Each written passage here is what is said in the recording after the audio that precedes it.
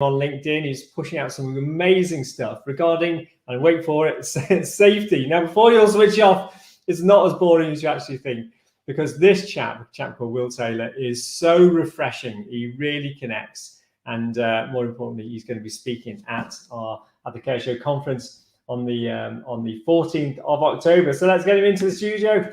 Will, good to see you, mate. How are you? I'm absolutely fine. Oh, can you see the didgeridoo? You can. Oh, I know. It's you can talk about your didgeridoo in a minute, mate. Is that a euphemism? Mate, there's loads of it here. But good to see you. So what have you been up to? So I mean, I said to everyone, I saw you on LinkedIn, and what drew me to it is that you started doing some little selfie, little sort of piece of cameras. Yeah, I remember one. I think you're up some sort of. It looked like a really tall tower block. There might have been some scaffolding or whatever, and it was the way you're talking about how you communicate with workforces on safety, and it was just so refreshing. And I thought, God, this guy is actually talking my language. It's the first time I've really heard about this, and it wasn't your typical traditional health and safety. So I was like, wow. A lot of the things I talk about have actually got nothing to do with health and safety, really. Not at all. If you go on YouTube, you'll find tons of people talking about the stuff that I talk about. And I'm just talking to the health and safety pros. That's all really. So it's applying kind of leadership and people skills, influencing skills to the health and safety profession, really, because that's kind of what a health and safety person does. We have to sell, we have to influence, persuade, motivate, negotiate, haggle. You know, it's just people stuff, really. If you take out all the hazards, all the risks, all the bureaucracy, it's just handling people. So I'm speaking to those. Yeah. And I'll be honest, I only kind of started doing the videos because I was speaking to myself. Really, it was it's funny, isn't it? People talk. I find that people talk about the things which actually apply more to them than anyone else. It's almost a form of psychological projection. And the bottom line is that I've always had the people skills of a brick. So and I've learned. I don't believe that, mate, because your chat, you know, is good. It's you talk so much bloody sense, mate. You know, and it's well, it's all stuff I've learned through making a ton of mistakes. In life, it's not my natural predisposition whatsoever. I'm the opposite. And if I have a bad day, an off day, we all have bad days. I can just slip right back into the natural will. So doing these videos actually really helps me because it's just like a daily reminder to myself of what I should be doing. And as it turns out, I did a few, and then I got a lot of likes and comments, and I thought, oh, that's kind of nice. You know, it's like I'm not doing it for the likes and comments, but it feels good. You know, next thing I know, I'm doing these things like 2, 3, 4 times a week, and I've got like 7 or 8 lined up now. I just drop them on now. Just drop on one a day. Well, I mean, you know, it was the reason I reached out, mate. As simple as that, because I just thought when it comes to, safety in an industry, and you know, and our particular industry is social care in care homes predominantly, and I just thought, it'd be great to get you from that. And I know predominantly that's, health and safety is health and safety, but I just thought, for our inner circle conference, it'd be great to get you there, and great that we've got you there speaking just about well, I'm honoured for the invite. I don't get invited to these kinds of things all that often. The cool thing is that a lot of the things I talk about are just completely transferable. So just forget health and safety. You have teams of people. You need to speak to them, give them orders, you need to praise them, give them feedback, you need to train them, you need to get them to do stuff that sometimes they just rather not do. You need to motivate them to do stuff reasonably well. And it's like just remove the safety jargon, and it's just persuasion skills. That's all it is, people management skills. Yeah, good. Good for you. So how did you get into this world? How did I get into all the persuasion, influence, and managing people stuff? Through necessity, really. Because as I said, I had the people skills of a brick. Kind of, if you go back 15 years, 20 years. So I started my safety career in 2001. So I've been doing, as of this month, it's 20 years. My first safety job was in an airport a week before September the 11th happened, which was kind of cool. I grew up in France. And so I was at an airport in France, and I think that's where my terrible people skills came from. It kind of worked well over there, but then I moved back to the UK in 2003, and I just brought this baggage with me of this, sense of entitlement and hostility and bluntness and arrogance, which was kind of what I grew up with in France. That's just kind of the way they are sometimes. And it just didn't work over here at all. I just took a great interest in what makes people tick and how I could persuade them and influence them. And at the beginning, it was all very manipulative at the beginning. It was like with the complete wrong intentions. I basically just wanted to be a real life version of a Jedi. And I undertook all kinds of training, really random training. I'm a qualified hypnotherapist. I don't use it, but I thought, using hypnotic techniques might be of some value somewhere. Not really, but yeah, I picked up a few things on the way. I got into NLP. I'm a master practitioner of linguistic programming. Most of that is a complete bunch of codswallop, but there's a few things in there which are quite useful and of value. And I just started studying anything I could. I spent thousands of pounds on all kinds of random courses, and then read a ton of books, and more importantly, just practiced. I really cut my teeth in the financial services sector, delivering training. I was training people how to sell, which was really weird because I'd never sold a damn thing in my life. But I had the gift of the gab. I could talk, I could present. I wasn't scared of doing it. I was keen and enthusiastic. And the entrepreneur who launched the business said, "Right, okay, you can be my training manager." Hey, doggy. So I've got my dogs in the background. My room doesn't sound as echoey as that. I can assure you. What you need is some of this stuff here that'll kill the echo. So then I was training in this horrible financial services, like call center type business, where we were cold calling, selling life insurance. And the turnover was just incredibly high. So for every call center, we had 4 or 5 at its peak. You needed 30 people a week just to keep the sales room full. People would last on average maybe a couple of weeks. And so it was just very high turnover. Every day I was doing a new induction course of, say, 30 people, up to 70 people in the big branch.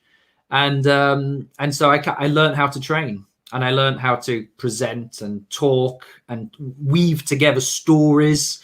And I just started experimenting. I said, right, if I can put together stories which clearly impact people emotionally, and then I could actually measure the effect. And I started measuring how long I could keep people at work.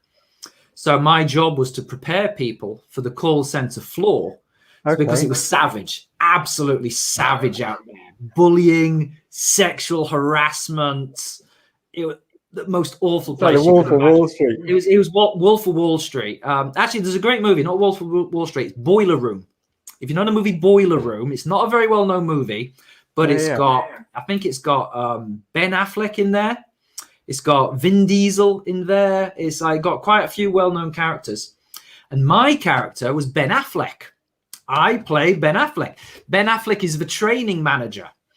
And little did I know that basically I was just a glorified Ben Affleck in Boiler Room, doing these kind of motivational speeches and stuff. But the better I got at it, the longer people stayed, the longer people survived on that call center floor. I was able to, in the course of 2 days on this induction training, I was able to equip them sufficiently to handle the sales managers and handle the customers and handle the rejection on the phones. And instead of people just surviving 3-4 days, they started to survive a full week. And then we got it to 2 weeks and eventually nearly a month in total as an average length of service.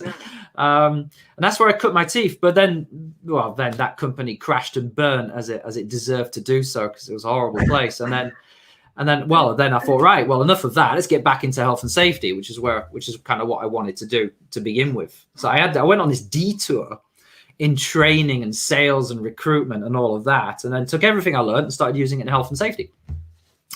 And just went on from there. But I've always been fascinated by the power of influence and persuasion. And I'll read anything I can get my hands on to do with that. And Yeah. and I started trying to learn techniques. And I started with this kind of ethos of whatever technique works, I'll use. And it was very manipulative. And where I've come to 20 years later is that the techniques don't really matter all that much. It's more about the person. It's more about the relationship that you form. And it's actually not about techniques. There are just some fundamental things, like if people like you and if they trust you and if they know you, then they'll work for you and they'll put their best in. And that's actually a sales principle. That's an old cliched sales rule. If you like the salesperson, if you know the salesperson, if you trust the salesperson, you'll buy stuff from them if you need it and if you want it, of course. And it's the same thing with managing people. If they like you, trust you, and know you, you ask them to do a job, they tend to do it, and they tend to do it well. But if they don't like you, then that comes out, doesn't it? It comes out. So I've got this quote: "Force breeds resistance," which is a favorite quote of mine. An old Chinese quote, I think it is. I've heard that. Yeah, I know you've used that before, and it is very good. Yeah, well, it's not entirely true. There are exceptions to it, but it's a good general principle. Force breeds resistance. I mean, if you bully someone, or if you coerce them, or try and force them to do something they don't want to do, I mean, they might go along with it, they might do it, but they won't do it. They won't put their heart and soul into it. So there'll be some resentment there. If they don't like you, they'll feel forced to do it, imposed upon. And so that resentment kind of comes out in some way. And it usually comes out in lower quality work. Or it'll come out in, they don't highlight problems. They're not proactive. They don't prevent problems. They don't tell you things that you really want to know. They'll annoy your customers. And they could even sabotage things.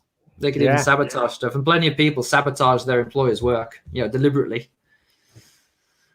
So there we are. Yeah, God, it's absolutely fascinating, mate. You've got a bit of an echo. I don't know if you can hear it on your end. I'm not too sure. Oh yeah, it's gone now. There we are. Yeah, in your egg box room. That's just speakers and microphones and feedback and stuff like that. No, it's brilliant. Well, I mean, it's but I mean, I love your honesty. I love how you're so humble with it, in terms of just saying, look, this is where we come from. It is so refreshing. And I think that's what came over in, your little piece of cameras, your little videos. They're just so on point when it comes to, just people observations. And you think, God, this is exactly how. I mean, I've always just said, you can't go around with clipboards when it comes to health and safety. You've got to get to know people. It's no rocket science, is it? It's exactly what you've been talking about. And that's what I've always said, you've got to be pragmatic. You've got to understand the business. You've got to understand people first and foremost, never mind, risk assessments and everything else, I mean, health and safety's got a bad reputation, and kind of rightly so. It's one of these compliance industries.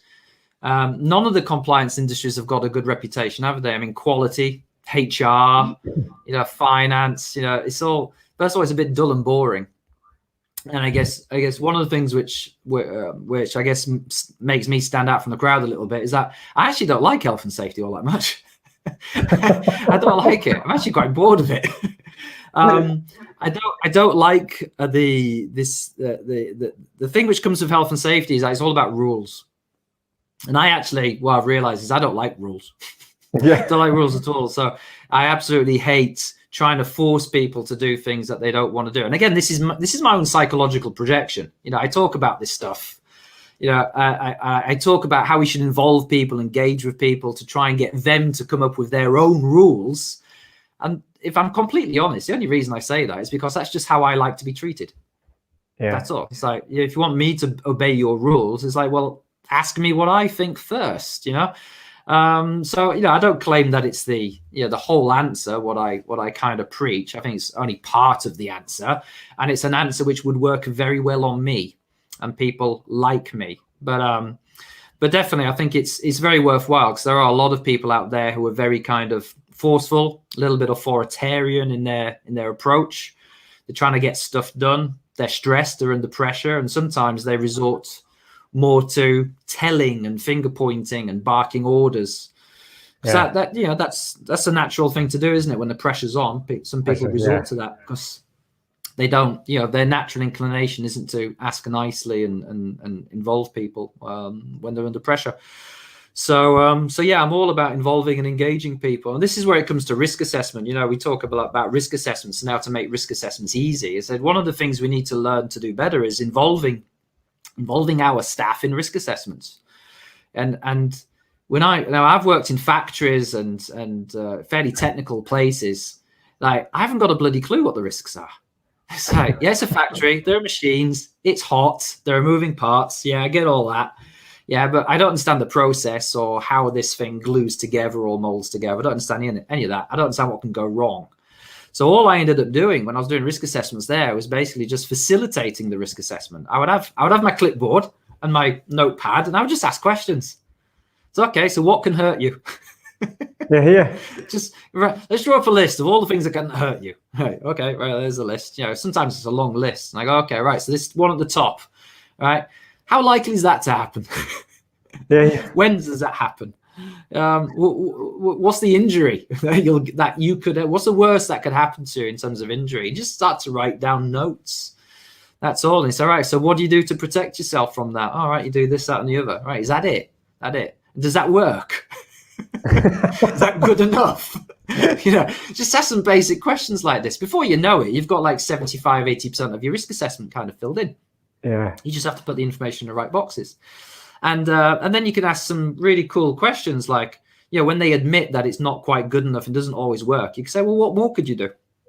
What more would be possible? And then it gets a little bit harder sometimes because it's, oh, well, we can't do much, we can't do much more than it is. You just have to accept it kind of thing. Well, listen, if you had an infinite pot of money and you could do anything in the world, how would you fix it? Yeah. You just just start to brainstorm ideas and you go, okay, well, that's a bit of a crazy idea. You can't do that. Okay. What could you do which comes close to that? Anything we could do, short-term fix. If you had a child, if your child was going to do this, how would you make this safer? If your 16-year-old son just left school, who's going to do this job, and clearly it's a bit dangerous, you don't want him to lose his hands, what change would you make to make him safer? Well, I'd make him do it this way instead. Oh, okay.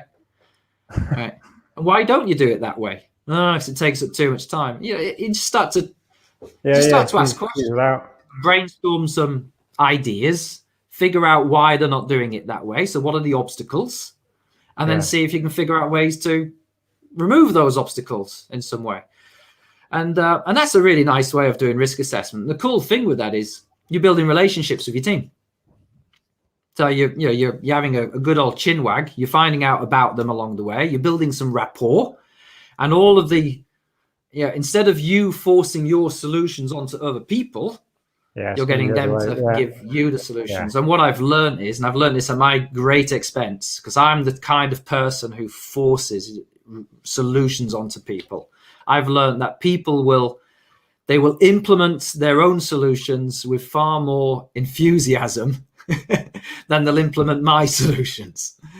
And so when dealing with team leaders and supervisors, I've learned to try not to give team leaders rules to enforce. It's like in manufacturing, it's like safety glasses. Oh, I got to make people wear the safety glasses. Well, if I impose that rule on the team leaders, they then have to police it. And if they don't agree with it, they ain't going to police it. They're not going to police it when I'm there. So, so what you have to do is you kind of have to reach an agreement on the problem. It's like it's what I call chunking it up. Do you agree that there's a problem? Do you agree there's a risk to people's eyesight? If you can get an agreement on that, great. You can kind of move on. So, okay, right. So what would be a potential solution to that? My idea might be, right, I want safety glasses everywhere. But that's just my idea. They might say, well, we need safety glasses in certain tasks. Yeah. Which is progress. It's not quite where I wanted them to be, but it's definitely a step forward from where we are. And so, you can kind of haggle and negotiate and ask some questions. But ultimately, if I had the choice between the two things, if I had a choice between forcing them to implement my idea, which is perfect because it's my idea, or the other choice, which is to implement their idea, which isn't quite as good, but it's their idea, I'll choose their idea every time. Well, maybe not every time. No, not every time. Exceptions to that obviously is where you're breaking the law. If there's like a clear legal breach, serious risk, serious danger, okay, I might see if I can get them to increase their standard a bit. But as a general rule, as long as we're legally compliant, there's no significant, no high risk, then I'll let them fix it themselves. Brilliant. And then people, where my colleagues, not colleagues, my peers, my fellow professionals would then criticize me as saying, well, aren't you kind of settling for a lower standard than you should? I'm like, yeah, I am, but it's only temporary. Because next year, when you review the risk assessment, you see if you can get them to increase it a little bit. Yeah. Because they're now used to the idea of, say, safety glasses or whatever the rule is. So whatever you've put in place, they're now used to this idea of having safety glasses, and you can say, okay, so let's look at the injuries, the eye injuries. Oh, we've had 1 or 2 eye injuries, even though we've got safety glasses in this area. Right? What more could we do? Yeah. And then you get a little bit more out of them. And then you give it another year, and you get a little bit more. This is turning the screw. It's a very long-term effect. And that's it, because I think you're doing some webinars now, aren't you, Will? Is that something you've yeah. Well, I've done one, and I wasn't sure how it would go down, so it was potentially quite controversial. But I kind of I had some I say secrets. I didn't think they were secrets, but not many people know this stuff apparently. I was very surprised. I thought everyone did it, but I did a webinar on how to write your RIDDOR reports. Oh yeah. So that the HSE are less likely to visit you.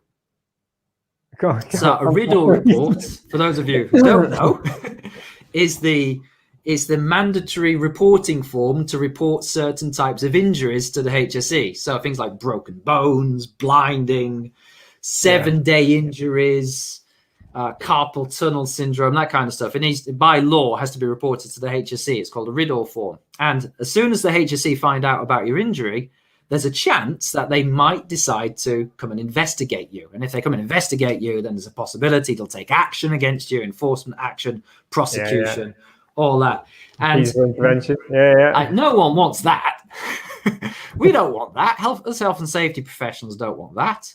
So I've done quite a bit of research on the HSE website. The HSE have published under the Freedom of Information Act. They've got all their operational procedures on their website. If you go digging and if you know where to look, you'll find a ton of stuff. And in there, you've got the incident selection criteria. So it actually tells you, not you, it doesn't tell you, it tells the HSE inspectors. It's their internal procedures. It tells them how to choose which incidents to investigate and which ones not to investigate. Yeah. So knowing which ones don't get investigated, if your incident qualifies for no investigation, then all you have to do is just make that abundantly clear on the form. You just have to describe it in the little box where you describe your incident. You just say out in 1 or 2 sentences, what type of injury it was, and you make it clear that it doesn't meet the criteria. I've hardly ever been investigated by the HSE. I've had a few, some can't be avoided, but I've done a lot of RIDDOR reports in my time. So I hardly get to see them. And then there are other reasons as well. It's like the HSE are just busy. They're really busy. It's like their budget's being cut. They're down 300 inspectors. Even the councils, and I guess care homes are probably regulated by councils sometimes. Is it HSE or the local authority to visit? Yeah, no, it's the CQC. Well, it's a bit of CQC who take on incident investigation. There you go. You can see how little I know about care homes. But it doesn't matter. The RIDDOR report goes to the HSE, then it gets passed on to the relevant authority who regulates that, and then they have to make a decision as to whether it meets the criteria. And if they're busy, and if they read it and think, all right, these guys have got everything in hand. If you describe your action plan for what you're going to do to prevent that from reoccurring, they might think, you know what, I won't bother with that one. Yeah, it's just simple stuff like that. And so I thought that was maybe a little bit controversial. I wasn't quite sure how the HSE or even IOSH would react to this, but they've not noticed. I'm not that well known. But I had 50 people turn up. They all found it a great webinar. It's online if anyone wants to check this out. And I'm not making any of this stuff up. It's all on the HSE website. So full disclosure there. And then I went on to use some of these people techniques on how you could use them on enforcement inspectors. So I talked about how I've used these skills and techniques to wriggle out of enforcement action when actually enforcement action was probably quite justified. So I managed to convince a fire inspector that I wasn't legally required to provide fire extinguisher training. That was kind of cool. So he was about to serve me an improvement notice because we hadn't trained anyone to use fire extinguishers. And I was able to persuade him that we weren't required to. How would you do that? well, the first thing is a Jedi trick. Well, the first thing is you just got to get them to like you. So you got to build rapport. So it's like when the fire inspector turns up, it's like you greet them, you're friendly. Oh, hi, lovely to see you. Really glad you've come. Want to take the opportunity to show you what we do. I'd love to pick your brains. I'd love to pick your brains on. Okay, I've got a few areas of concern actually about fire. I'd love to pick your brains. But he said, but it's your audit. You know, you're in charge. Where would you like to start? And so we did the visit, we did the tour, and then we sat down and started looking at the paperwork and all that, and got him coffee, got him biscuits. You know, I like to feed these people. And then he asked, in the midst of it, it was going pretty well. And then he asked my fire extinguisher training records. And I say, well, I don't have those. And he said, why not? I says, because our insurance company has instructed us not to do that training. And he's like, why not? I said, well, the insurance company insure the building, and they're also the employer's liability insurer at the same time. And they take the view that they would just rather people just get out the building rather than potentially injure themselves in fighting a fire. And he goes, okay, yeah, I get the rationale, but the Regulatory Reform Fire Safety Order of 2005, the law requires that you train people on the use of fire extinguishers. And it doesn't matter what your insurers say. The law supersedes what your insurance says. All right, so I'm in a bit of a tricky position here because he's kind of right. And well, the first rule is don't argue. Don't argue. This, I just say this to everyone. Don't argue with people. Like this is the curse of social media. We argue. We look for the things which we disagree with, rather than the things that we agree with. So wherever possible, we should agree and say what we agree with. And even if you can only half agree, well, half agree then. I mean, this is like the classic, you're entitled to your opinion. All right, that's a rubbish way of agreeing. But that's kind of what we're trying to do, isn't it? Well, we can agree to disagree. All right, that's rubbish. But what you could say is, you could say something like, yes, I used to believe that as well. Now, what does that say? What it says that it's not agreement. I've learned it's actually validation. I'm validating your opinion. I'm saying that even though I might not agree with it, I think your opinion is valid and I accept it. And I understand why you have that opinion. And if I were in your shoes, I would also have that opinion. And you've got to get that across in what you say and how you say it. And it's like, and so the first thing I said was, yes, the law supersedes what our insurers say. Absolutely. I can agree with that 100%. Yeah. So, we definitely want to make sure we comply with the law.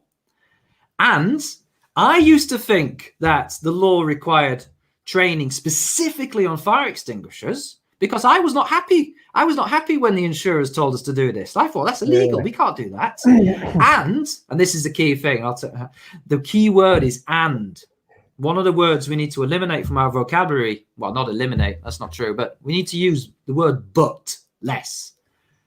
Yeah, but. Yeah, I know the law says that, but. Yeah, I agree with you, but actually, that word but is a terrible word used in the wrong situation. So, because when you say but, yeah, I agree with you, but the word but distracts you from the I agree. And it focuses all of the attention on the thing you're about to say next, which is the thing which they disagree with. Yeah. And what you want to do is replace the word but with and. You say, yeah, I agree with you, and this. And so what that does, I mean, it's so simple, but what happens is, first of all, your tone of voice changes, your manner changes, you become a lot more agreeable when you say this. And you're not distracting them from the agreement. It's like, yeah, I agree, and I would like to add something to that agreement, and I would add this extra piece of information as well, whilst not deleting that. So I said, yeah, I completely agree. The law supersedes what our insurers say, and I was not very happy with what they said, and I thought the training was required by law, and I read the law very carefully, and I was surprised to find out that the law actually says we need to provide firefighting measures, not fire extinguishers, firefighting measures and competent people to implement those measures. And our firefighting measure is the sprinkler system.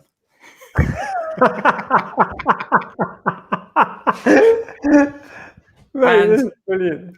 And we've told everyone in our training, here's our induction, here's our company induction, boom, there you go. It says in there, do not use the fire extinguishers under any circumstances. Here's our fire action notice on the wall, the blue and red sign, in the event of fire, do this, do that. And it says, do not use the fire extinguishers. It all matches. Our procedure is we don't use the fire extinguishers. So the extinguishers are just there for show. That's all they're there for. Our buildings are covered by a sprinkler system, and we have trained our engineers on the use and maintenance of the sprinkler pumps. Here's the training record for the engineers. It was 2 years ago, I know, but they are trained in the maintenance of the sprinkler pumps. There we go. And I could see him looking at me. And then he went, okay.